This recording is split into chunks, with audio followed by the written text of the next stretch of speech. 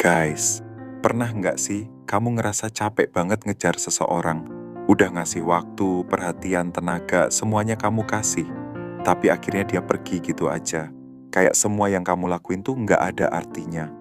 Dan kamu mulai mikir, apa aku kurang ya? Salahku di mana?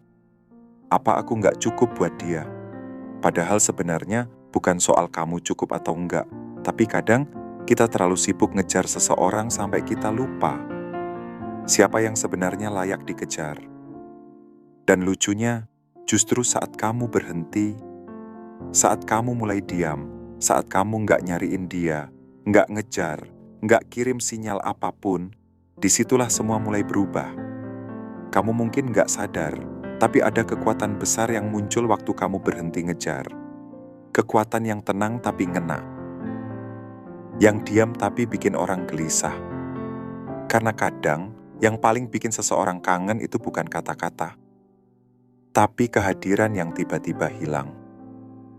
Dan oke, dalam video ini aku bakal bahas kenapa berhenti ngejar itu bisa jadi titik balik. Bukan buat main-main, bukan buat bikin dia balik, tapi buat kamu sendiri. Buat ngebalikan posisi dan ngebalikin arah hidupmu ke tempat yang lebih sehat. Yang pertama, saat kamu berhenti ngejar, semuanya mulai berubah. Banyak orang mikir kalau diem aja itu tanda lemah, kayak kamu nggak berani speak up, atau kamu udah nyerah, padahal justru sebaliknya. Diem itu kekuatan. Ketika kamu berhenti ngejar, kamu bukan lagi kayak seseorang yang minta-minta perhatian. Kamu lagi narik balik energi kamu.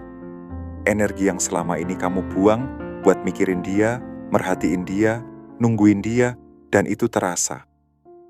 Percaya deh, mungkin dia nggak ngomong, tapi dia ngerasa. Dulu, dia tahu kamu selalu ada, selalu nge-reply, selalu care, tapi tiba-tiba kamu nggak ada, nggak nyariin, nggak ngechat, nggak nanya kabar. Dan itu bikin dia mikir, kok bisa ya? Dia diem aja. Dia udah beneran nggak peduli. Dia udah move on. Perubahan kecil kayak gitu bisa jadi tekanan batin buat orang yang selama ini terbiasa dengan perhatianmu. Yang kedua, kamu nggak lagi reaktif, kamu mulai bijak.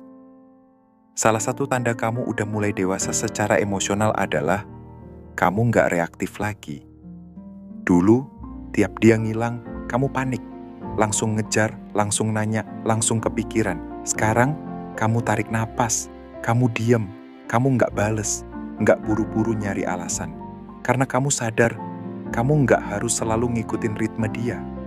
Dan ini bukan soal kamu ngegas atau ngambek, tapi kamu belajar. Nggak semua hal perlu reaksi. Nggak semua orang pantas dapat energi kamu.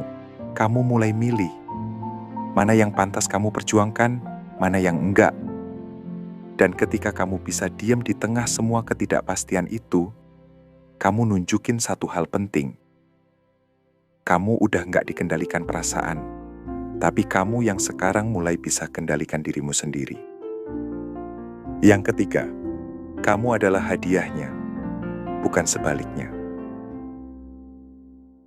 Seringkali kita terlalu fokus mikirin gimana caranya dia tetap mau sama kita, gimana caranya bikin dia betah, gimana caranya jadi versi terbaik buat dia, sampai akhirnya kita lupa. Kita juga punya nilai. Kita juga pantas dicintai balik. Kita juga pantas diperjuangkan. Kita bukan boneka yang harus nurutin semua maunya dia supaya dia nggak pergi. Ketika kamu sadar bahwa kamu itu hadiah, kamu berhenti ngejar. Kamu mulai jalan pelan, tenang, dan kamu nggak takut kehilangan dia. Bukan karena kamu udah nggak sayang, tapi karena kamu sadar. Kalau dia beneran lihat nilai kamu, dia juga bakal milih jalan bareng, bukan ditinggalin. Yang keempat, yang dia butuh bukan cinta, tapi perhatian, dan kamu berhenti kasih itu. Banyak orang setelah putus bukan kangen karena cinta, tapi karena kehilangan kebiasaan, hilang perhatian, hilang validasi, hilang rasa diinginkan. Dan yang nyakitin, kamu sering jadi sumber utama itu semua. Tiap dia update story, kamu muncul. Tiap dia ngasih kode, kamu nangkep. Tiap dia minta waktu, kamu ada. Kamu kayak charger yang dia pakai sesekali waktu baterainya low, tapi sekarang kamu cabut. Kamu nggak kasih apa-apa, nggak ngasih energi, nggak ngasih respons, nggak nyapa. Bukan karena kamu main tarik ulur, tapi karena kamu lagi belajar buat fokus ke kamu sendiri. Dan buat ego dia, itu nyakitin. Karena biasanya kamu selalu bisa diandalkan. Tapi sekarang kamu hilang, dan keheninganmu itu mulai terasa jadi lubang yang nggak bisa dia isi sendiri. Yang kelima, diam kamu itu bukan marah, tapi kamu udah nggak di situ lagi. Ini bagian paling dalam. Orang sering salah ngerti soal diam. Mereka kira kamu lagi ngambek atau nyimpen dendam, padahal enggak. Kamu diem karena kamu udah selesai. Kamu diem karena kamu udah terlalu sering jelasin, terlalu sering berharap, terlalu sering berusaha, dan capek. Sekarang kamu diem bukan karena pengen bikin dia nyesel, tapi karena kamu udah nggak punya energi buat balik lagi ke tempat yang nggak pernah nerima kamu sepenuh hati. Diam itu bukan senjata, tapi perisai. Kamu lindungin diri kamu dengan tenang. Nggak meledak. Nggak drama. Nggak minta dimengerti. Dan justru itu yang bikin dia mulai panik. Karena marah masih nunjukin kamu peduli. Tapi diam itu tandanya kamu udah benar-benar lepas. Yang keenam, menghilang bukan berarti ngumpet, tapi kamu berubah jadi misteri. Kamu dulu selalu ada, selalu bisa ditebak, selalu bisa dicari, tapi sekarang kamu hilang. Nggak muncul di story, nggak like postingannya, nggak kasih clue kamu lagi di mana. Dan itu bikin dia mikir, kamu lagi sama siapa? Kamu udah nggak mikirin aku? Kamu udah bahagia ya? Ketidakhadiranmu berubah jadi teka-teki. Bukan karena kamu main games, tapi karena kamu sadar, kamu nggak harus ada di dunia yang nggak ngasih tempat buat kamu. Kamu bukan sembunyi, tapi kamu belajar. Buat nggak ada di ruang yang ngerasa kamu nggak penting.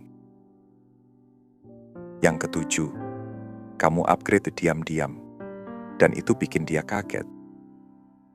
Waktu dia ninggalin kamu, mungkin dia pikir kamu bakal hancur. Dia bayangin kamu bakal sedih, galau, nyari-nyari dia. Tapi yang dia nggak tahu, kamu lagi upgrade. Diam-diam, tanpa pamer, tanpa kode. Kamu mulai tidur cukup, jaga pola makan, kembali ke hobi, ngerjain hal yang dulu tertunda. Kamu isi waktu kamu dengan hal-hal yang bikin kamu lebih baik, bukan lebih rusak.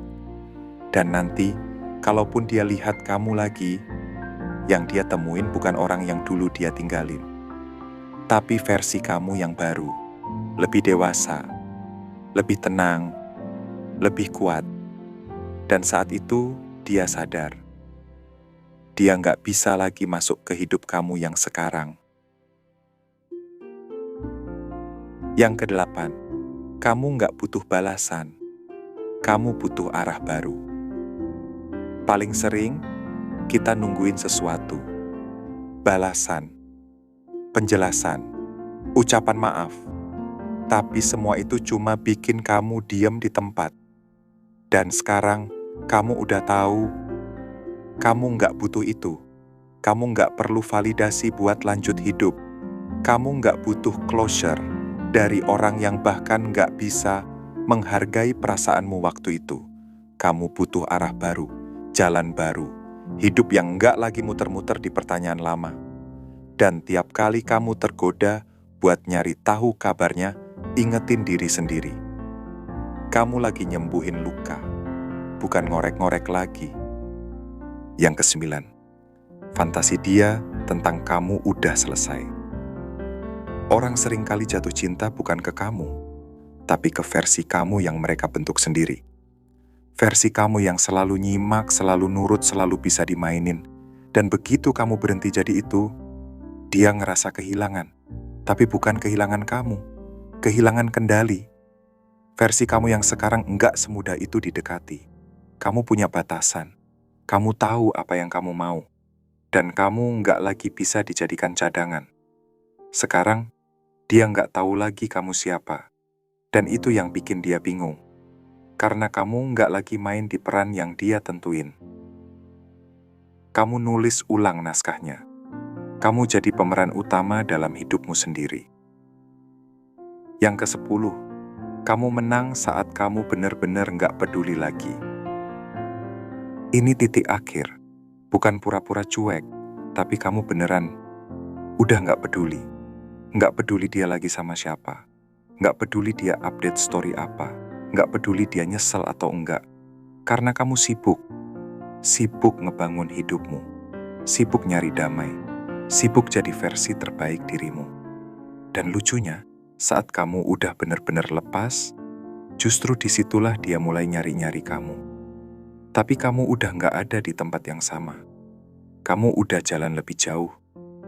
Dan yang dulu kamu kejar, sekarang cuma bagian dari perjalananmu, bukan tujuannya. Jadi kalau hari ini kamu lagi belajar buat berhenti ngejar seseorang, tenang. Kamu nggak salah arah. Kamu nggak kehilangan siapa-siapa. Kamu cuma nemuin kembali dirimu sendiri. Dan versi kamu yang ini, yang tenang, yang tahu nilai diri, yang nggak lagi buang-buang energi ke tempat yang salah. Jauh lebih kuat, jauh lebih menarik, dan yang pasti, jauh lebih bahagia. Terima kasih udah dengerin sampai akhir. Kalau kamu suka konten kayak gini, jangan lupa support biar kita bisa terus sama-sama tumbuh. Ingat, kamu bukan seseorang yang ditinggalkan.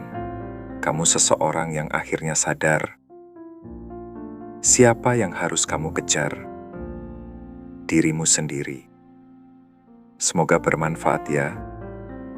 Dan sampai ketemu lagi di video selanjutnya.